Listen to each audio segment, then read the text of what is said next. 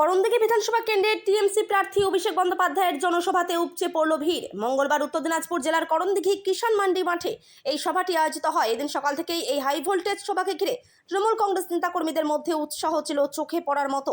এদিনের সভাতে বিশিষ্ট হিসেবে উপস্থিত ছিলেন উত্তর দিনাজপুর জেলা তৃণমূল কংগ্রেস সভাপতি কানাইলাল আগরওয়াল, উত্তর দিনাজপুর জেলা পরিষদের সভাধিপতি পম্পা পাল সহ উত্তর দিনাজপুর জেলার তৃণমূল কংগ্রেসের বিধানসভার প্রার্থীরা। অভিষেক বন্দ্যোপাধ্যায় তার ভাষণে কেন্দ্রের বিজেপি সরকারকে তীব্র আক্রমণ করে বলেন, বিজেপি সরকার শুধু মানুষের কাছ থেকে নিয়েই যায়, কিন্তু পশ্চিমবঙ্গের তৃণমূল কংগ্রেস সরকার মানুষকে শুধু দিয়েই যায়। তিনি এবারে নির্বাচনী প্রস্তুতি হিসেবে 9টি সংকল্পের কথা জানান।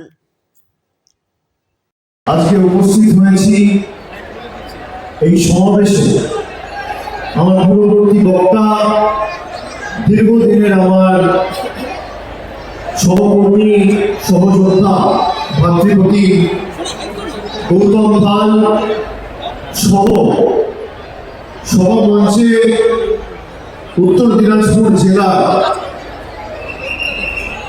চেয়ারম্যান এবং চোপড়া বিধানসভার দলের প্রার্থী হামিদুর রহমান রয়েছেন, সভাপতি এবং ইসলামপুরের প্রার্থী কানাইলাল আগরওয়াল রয়েছে, গোয়ালপুরের প্রার্থী গোলাম রব্বানি রয়েছে, হেমদাবাদ বিধানসভার দলের প্রার্থী সত্যজিৎ বর্মন রয়েছে, কালিয়াগঞ্জ বিধানসভা থেকে নিতাই বৈশ্য রয়েছে, ইটাহারের দলের প্রার্থী মোশাররফ হোসেন রয়েছে, জেলা পরিষদ সভাধিপতি থেকে শুরু করে সর্বস্তরে নির্বাচিত জনপ্রতিনিধি, দলীয় পদাধিকারী যারা সভামঞ্চে রয়েছে, আমি একযোগে সবাইকে আমার কৃতজ্ঞতা জানাচ্ছি, প্রণাম জানাচ্ছি। আপনারা যারা সভাস্থলে এসে উপস্থিত হয়েছে, বিপুল সংখ্যায় মায়েরা, দিদিরা এসছে, সংসারের গুরুত্বপূর্ণ কাজ ছেড়ে এখন প্রায় বিকেল 4:30 বাজে। আমি 2টো থেকে ছবি পাচ্ছি এবং 1টা থেকে আমি শুনেছি সবাই প্রবেশ করা শুরু করেছে। প্রায় 3.5 ঘন্টা ধরে আপনারা সভাস্থলে উপস্থিত হয়েছে।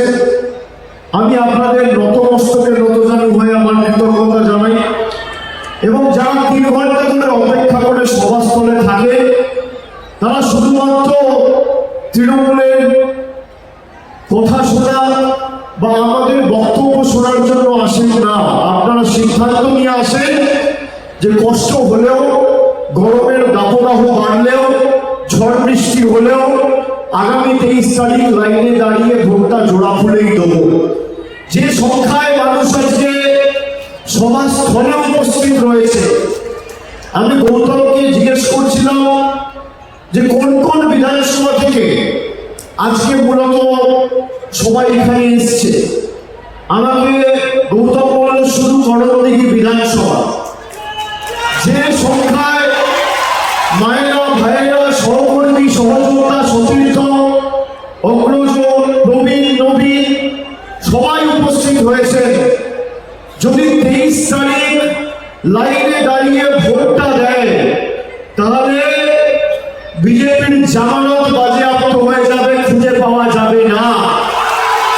আমি করণদিঘির মায়েদের কাছে, ভাইদের কাছে আমার কৃতজ্ঞতা জানাই। আপনারা যে সংখ্যায় আজকে এসে উপস্থিত হয়েছে, যে ভালোবাসার ঋণে আমাদের আবদ্ধ করেছে, আমরা এই মাটির কাছে আপনাদের কাছে চিরকৃতজ্ঞ এবং চিরঋণী।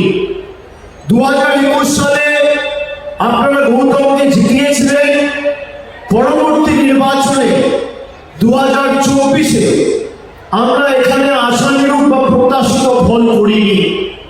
লোকসভা এই করণদিঘি বিধানসভা রায়গঞ্জ লোকসভা আসনের মধ্যে পড়ে।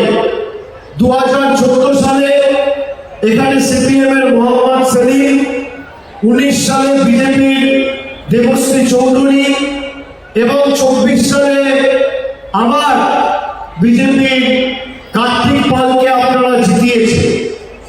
আমি প্রথমেই আপনাদের বলি যে যারা এক বুক আশা আকাঙ্ক্ষা নিয়ে ভারতীয় জনতা পার্টিকে ভোট দিয়েছিল, বিশেষ করে মায়েদের একবার ভেবে দেখতে বলবো যে আজ থেকে 10 বছর আগে দেশের পরিস্থিতি কি ছিল, আজকে দেশের পরিস্থিতি কি।